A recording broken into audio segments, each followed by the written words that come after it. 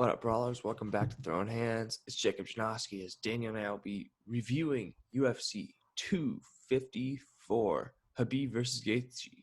Jeez, it's early. Daniel, how you doing? I'm doing good, man. How about you?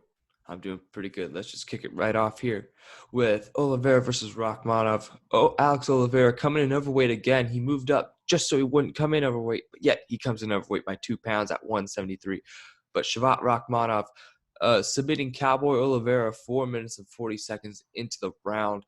A newcomer into into the UFC. Very impressive performance against a guy who's been around in the UFC for a hot minute. What were your thoughts on Rakhmonov's performance? Rakhmonov was dominant. He was efficient in doing it. As you said, gets the sub in 440. But in terms of striking, was like I said, extremely efficient. Lands 32 out of 44 strikes. Was not as great when it came to significant strikes, but he was still able to set up and still pick up points with 13 of 25 significant strikes landing. But as you said, one submission attempt, and he got it successfully over a guy in Alex Oliveira that's been around for quite a while. I think the fact that Rakhmonov got this high of a position, relatively high on the prelim card against a proven opponent in Cowboy Oliveira, says a lot about what the UFC is looking at with Rakhmonov, and he didn't disappoint. No question about it. So we're gonna go. I don't know what's next for Oliveira. He's been on a skid as of late because of his weight issues. So I don't know. It's an interesting prospect. He did get a win back in March at 248, but it's oh yeah, he did beat Sabata, but again he missed weight. But he's in an interesting situation here. He can't move. He's too small for 185. He's too big for 155, but he can't make the weight at welterweight. What do you think's next for him? I don't really know, as you said. And this is kind of starting to look like a situation that we've seen in the past where the UFC just won't deal with guys that can't make weight. You don't want to see anybody get cut from the roster, but I think Alex Oliveira may be nearing that position just because he can't keep himself within the bounds of the UFC's weight classes. Definitely. And for Rakhmonov, I think we might get him. They might give him somebody in the top 20 because that performance was just unbelievable against, a guy who missed weight, but a guy who's been established in the UFC for quite a while. What do you think's next for Rakhmonov? I think he takes a big step forward. Like I said, I don't think the UFC puts him in this kind of position against a proven guy, pretty high up on the prelim card of a massive fight card in the first place, without having expectations for him. He called out Donald Cerrone. I'm not sure that's something that he wants this early in his time in the UFC, but it would be an interesting proposition.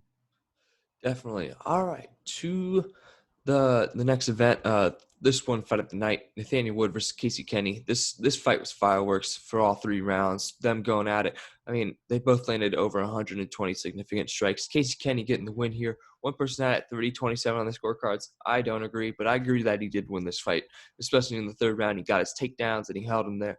What were your thoughts on this matchup?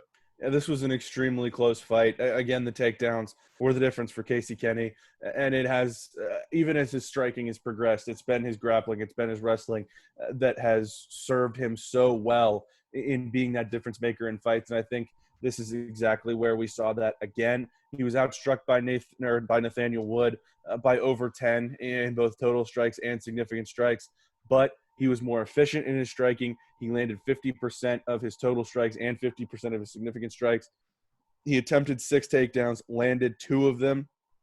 Meanwhile, Wood attempted 3 and couldn't get Casey Kenny on the ground. So that was the difference maker for me. Casey Kenny picks up those 2 takedowns, and that separated him from Nathaniel Wood in this situation, not just because he was getting those takedowns, but also because Wood attempted multiple times and could not get Casey Kenny to the ground himself. Definitely. All right. For Nathaniel Wood, I don't know what's next. I think he gets a high-level prospect next. I can't really put a pin on it, I guess. What are your thoughts on what's next for Wood? Yeah, I think I would agree. He's still a guy to keep an eye on. They call him the prospect for a reason, and I think you need to keep watching to see what you get out of Nathaniel Wood in the future, because I don't think he's going away anytime soon. Oh wow. Well, there we go. For Casey Kenny, I think we see him either move into the top 15 or get somebody in the top 15. Maybe Song Yudong, But it's a good situation for Casey Kenny as we see him try to get back in the rankings again. What do you think's next for him? Yeah, he's put himself in a position essentially to control his own destiny, where if he wins his next fight, I think he's a clear-cut top 15 guy. Definitely. All right. To the next match of the night, Stefan Struve versus Tai Tuivasa. Not much to talk about here. Tai Tuivasa putting Stefan Struve up against the fence for most of the round and just beating him up, and that's where he knocked him out. Hit him with a nice left hook, brought him to the ground. No, an uppercut, rather. I don't remember which hand, but brought him to the ground, and then it was over. I think Tai Tuivasa's short time at AKA to work on his wrestling really benefited him against Stefan Struve. What were your thoughts on this Tai Tuivasa knockout? Yeah, this is a Tai Tuivasa fight. You wear your opponent out, grind him out over the entire round, and then when Stefan Struve was out of gas, that's when Tai Tuivasa struck, and that's when he had success. Like you said, controlled this one up against the fence. Finally got Struve in a position to where he could attack, and that's exactly what he did. Knocked him out. Impressive performance. Tai Tuivasa looked really good on Saturday, as you said. I think that improvement of his wrestling is going to serve him well moving forward in this heavyweight division. For sure. All right. For Stefan Struve, I don't know what's next for him. He's in a weird position. I think, he's lost 2 in a row and I don't know, 4 of his last 5. So it's a tough position for him. He's not. I don't think he's good enough to be a gatekeeper, but I don't think they'll cut him because of his his novelty of him being such a big dude. So what do you think's next for Struve? I don't really know. Like you said, he's not going to get taken off the roster because the UFC can market him as, the however tall he is fighter. But nonetheless, you're right. He's in a position where he has not had enough success to be considered a true test for up-and-coming prospects. But also, he's marketable for the UFC. Therefore, you don't want to take him off the roster. It's an interesting predicament to be in. I think Stefan Struve is going to find opportunities in the UFC. It's just not going to be at a very high level. Yeah, definitely. For Tai Tuivasa, he got his career back on track on Saturday, I think. So I think we might see a match against Tybura or Ivanov. I think that's what I want to see. What do you want to see? I think Blagoy Ivanov would be an outstanding matchup for him. I think that'd be really fun to watch. All righty. I like what you said there. All right, to the first event of the main card.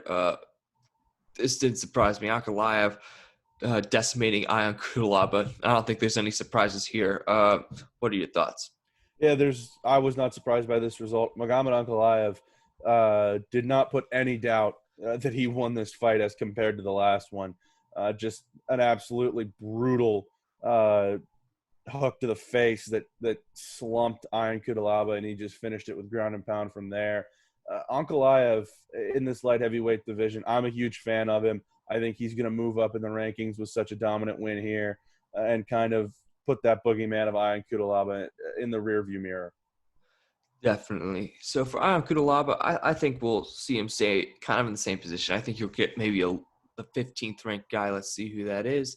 I think we'll see him get I think you'll get the loser of Hua and Paul Craig. I think that's what we'll see. What do you have to say? That makes a lot of sense. Again, Cutelaba is a guy that has a role on this roster, can be a back end of the top 15 guy in the right situation, and I think that would be a good matchup for him to try to get back on track. For Ankalaev, I think the sky's the limit for this dude. He's incredibly skilled. But as for his next matchup, a lot of things are kind of stiff. Maybe we could see him fight Anthony Smith, but we have Glover Teixeira, Thiago Santos coming up in a couple of weeks. A lot of these guys have fights coming up. But what do you think's next for Ankalaev? I'd love to see him fight Johnny Walker. I think that would be a great matchup for him. I think that would be 2 up-and-coming guys Johnny Walker has been around for a little while, but I'd still call him an up-and-comer. He's just gotten back on track with a win. I think you pit those 2 against each other. That would be a very entertaining fight because Ankalaev is a little more of a reserve guy, and then you've got Johnny Walker, who's just an absolute fireball when it comes to personality and what he does in the octagon. For sure. All righty. To the next fight of the evening, we have Lauren Murphy versus Lilia Shakarova. There's nothing much to talk about here. Nothing surprised us here. I don't think Lauren Murphy dominating this fight. Got to the ground, put her in a choke, and Lilia Shakarova tapped. Now, what Lauren Murphy said after the fight was interesting, that she is the number one contender. I don't think she is. I think it's Andrade. Um, I I don't know if you disagree with me there, but what are your thoughts on that? I don't think there's a bad option between the two, but I think Jessica Andrade gets the first shot. I think Lauren Murphy did exactly what she needed to in this fight. Lilia Shakarova comes in on short notice, makes her UFC debut in this fight, and Lauren Murphy just needed to handle business, and she went out and she handled business, and she did it in an extremely professional fighter type way, and she shut down Lilia Shakarova. Once that fight got to the ground, it was over. Lauren Murphy was proved why she is a world-class fighter and why she is one of the best women in this division, one of the best women in the world. Definitely. And for Shakira, let's talk about Shakira for a minute. I don't think she performed bad considering the circumstances. I don't think she was ready for this level of competition. But let's talk about what's next for her. I think we'll see her get somebody at the butt end of the top 15.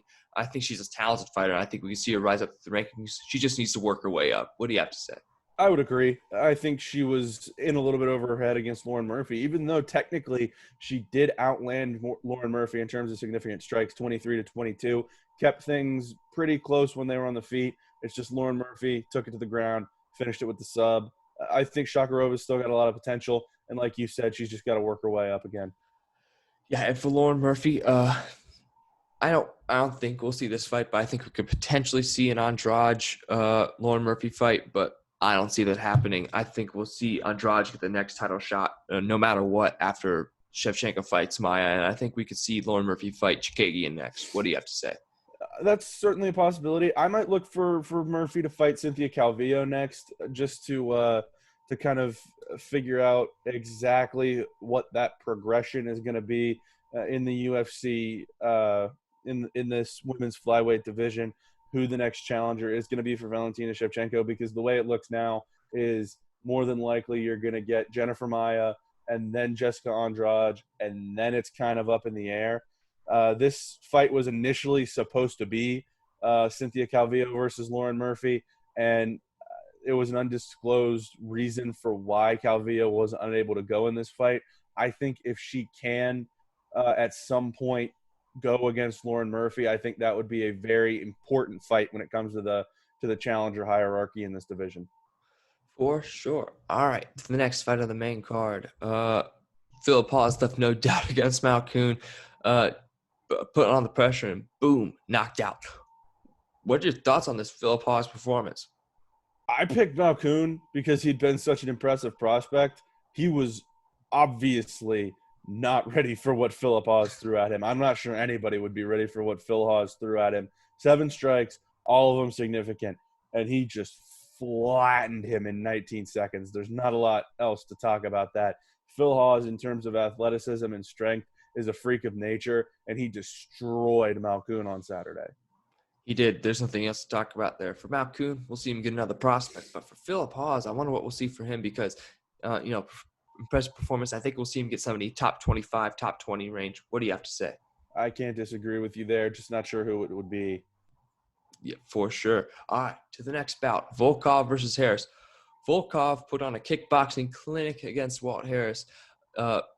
Nice leg kicks, great strikes, good with his hands. But that body kick, you could hear the pain in Walt Harris's voice when he got hit into the liver. What were your thoughts on this Volkov performance? This was a classic Alexander Volkov fight. He turned it into a kickboxing match. He kept Walt Harris at a distance, and he did what Alexander Volkov does, and that's beat you up with body kicks and then bring heavy hands over the top. That's exactly what he's able to do here, and that's exactly why he picked up the win. Definitely. All right, for Walt Harris, he's getting a little bit. He is 37, so he's getting up there in age. He's ranked number 10. He recently lost to Overeem and now to Volkov. 2 top 7 guys, granted. But I don't know. What do you think we'll see next out of Walt Harris? I think Walt Harris still obviously is going to have a position on this UFC roster, probably until he's ready to retire. I think he's in a position where he has built up enough goodwill. He has built up enough of an identity where he puts on good fights every time he goes out there that he's going to have a place on this roster. I don't know who you set up his next opponent as necessarily, just because he is coming off back-to-back losses. you don't want to really feed him to the wolves and drop him into an 0-3 scenario. I think there's plenty of options for him to take on. Maybe even somebody like Cyril Gain, if they want to challenge him, as he's kind of an up-and-comer, the former training partner of Francis Ngannou, is a guy that has kind of been lurking in the background of this heavyweight division and has been coming up, that I'm a big fan of, has not fought since December of 2019, as just, some of his scheduled fights in 2020 have gone sideways. So I think that may be a fight for Walt Harris to be kind of that first top 10 test for Cyril Gain, but it'll be an interesting fight nonetheless, or it'll be an interesting thing to track nonetheless, as Walt Harris tries to get back on track. Certainly. But when we talk about Volkov, he's in an interesting position. I think we could see him fight either the Reem or JDS next. I think the Reem will get Rosenstruik personally. So I think JDS is the fight to make. I don't know what your thoughts are on that, but what are they? I think that'd be a great fight. I think that's one they should make. Definitely. All right. Glad we have the consensus there. All right. To Whitaker versus Jared Cannonier. We doubted Robbie Whitaker, and I feel bad about it. Bobby Knuckles. He came out and did what he had to do. He landed 47% of his strikes, but it seemed like he did more of that. He was very precise. He hit where he wanted. He aimed and fired. He didn't throw in hope. He looked great. Jared Cannonier coming out on the end of that third round, but Robert Whitaker, he looked great. What were your thoughts on this fight? I thought this was Jared Cannonier's time. I was obviously wrong. Robert Whitaker looked as good as ever in this fight, and I think that's very clear when you look at the numbers. I think that's very clear when you just go by the eye test. And this was an impressive performance. There were a lot of people doubting Robert Whitaker. There were a lot of people wanting to see a new challenger in this division, and a lot of people thought it could be Jared Cannonier. But Robert Whitaker put those hopes on ice pretty quick. He did put those hopes on ice. So we're going to talk about what's next for Cannonier. I think what's next for Cannonier is I think it's Paulo Costa. I think that's the fight to make personally. What are your thoughts on that? I think that makes a lot of sense. A couple of guys that are high-level challengers coming off of losses. Of course, Costa, it was a title fight. Cannonier, it was essentially a number one contenders fight. So I think that is the fight to make as well. And for Robert Whitaker, Israel Adesanya said when he beat Paulo Costa that he said he'd give Cannonier the next title shot if he dominated Robbie Whitaker. But I don't think Adesanya is interested in a Robbie Whitaker fight. I don't blame him for not being interested in that because he dominated the first fight. But what do you think is next for Robbie Whitaker? I think he's in a very interesting position, as you said, because he would be matched up with a champion that has already dominated him once. So it's sort of up in the air right now. I'm not necessarily sure what happens next for him. I think he's got to wait on some things to happen. I think the next challenger for the UFC middleweight title is going to be decided in this next fight between Jack Hermanson and Darren Till coming up in December. I think whoever wins that gets the next shot at Adesanya, and I think probably we're going to be in a situation where Robert Whitaker has to wait around until that fight happens to really see what happens next for him, just because Adesanya beat him so thoroughly in their first matchup. Definitely. So on to the main event of the evening. I feel bad for doubting Khabib. I thought Gaethje was going to win this, but I was clearly wrong. Khabib landing 2 or 3 of his takedowns and just putting in the work. All 26 of his strikes were significant, as were all of Justin's 29 significant strikes. But what he did there, how he could pick and choose what he wanted to do was going to go for the armbar. Then he remembered Justin Gaethje wouldn't tap, but he didn't want to hurt him in front of his parents, so therefore he decided to put him to sleep. Jason Herzog didn't see the tap. I thought Justin Gaethje was honestly frantically looking for a thing to grab, so I don't blame him. But what were your thoughts on this? This was a classic Khabib fight, and the fact that this is his last fight, I think that's very fitting. He came out. His striking was by no means efficient, but he did exactly what he needed to set up those takedowns. Landed 2, as you said. And that second round, he just came out after Gaethje, finished it quick, and did exactly what he needed to. This was a masterclass in ground-based mixed martial arts, and that's what you see every time Khabib goes out into the octagon. and it's going to be a shame that we don't get to see him do it again. But he leaves on top, 29-0, multi-time defended lightweight champion, and he did it in a really impressive fashion against a guy that a lot of us thought would be a really big test for him. Definitely. So we'll talk about Khabib a little bit later, but let's talk about Justin Gaethje. What do you think's next for him? Well, with the lightweight title vacant, he's got a lot of opportunity here now that Khabib is going to retire and that title is going to open up. I think there's a ton of guys in this division that could be considered challengers. I think Gaethje's probably at or close to the front of the line. Dustin Poirier and Conor McGregor are going to fight in January. Tony Ferguson's still there. Dan Hooker's still lurking around. Anybody in that top five, I think, could be extremely competitive in terms of challenging for this title. I think Gaethje is in a position to where, honestly, I think this division has to go through him right now. That Poirier-McGregor fight is going to settle some things when it comes up, but I still think this lightweight division with Khabib Nurmagomedov gone goes through Justin Gaethje, as he was the interim title holder going into this fight. Definitely. So let's talk about what we want to see and what we expect to see for this vacant lightweight title. I want to see a Grand Prix. I think we'll swap out Diego Ferreira for Michael Chandler, and we'll make the bracket that way.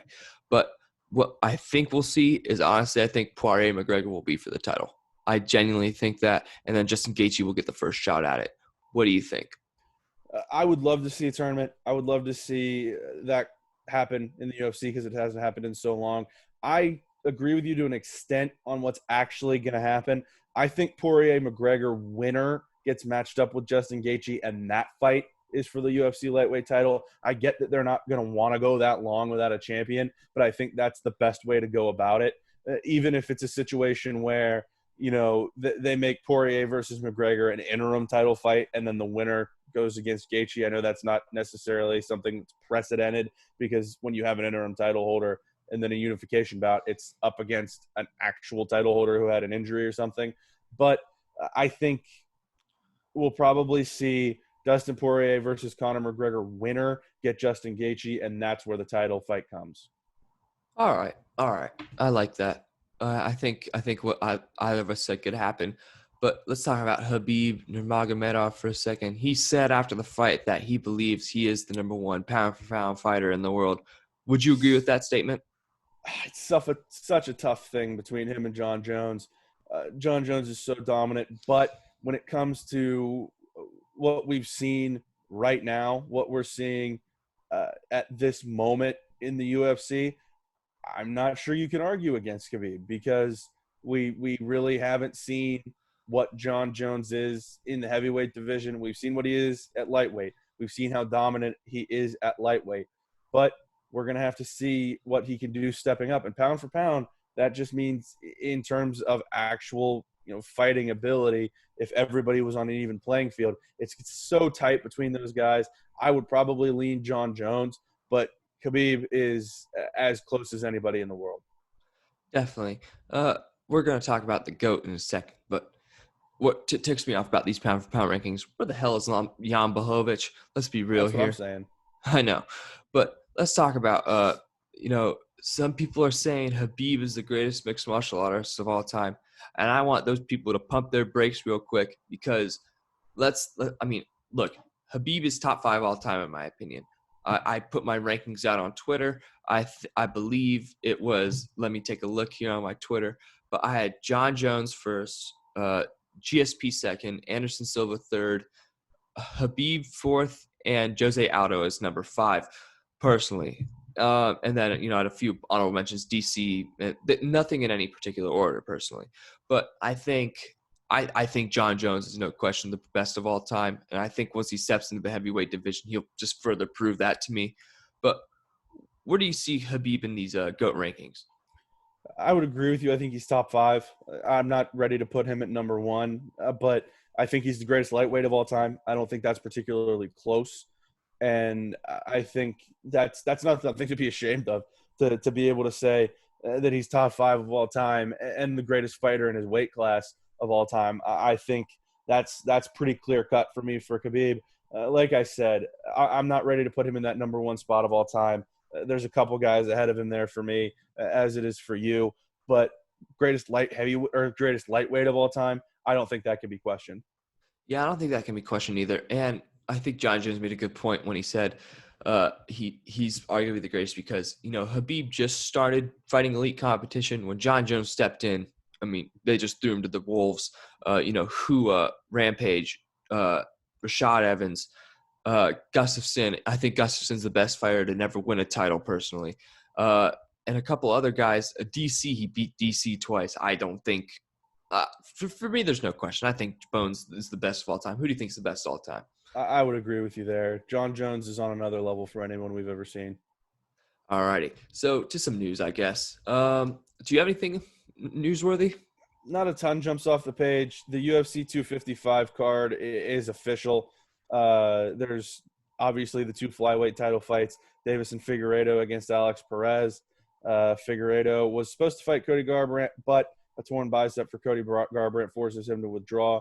Women's flyweight title going to be defended in the co-main. Valentina Shevchenko against Jennifer Maia.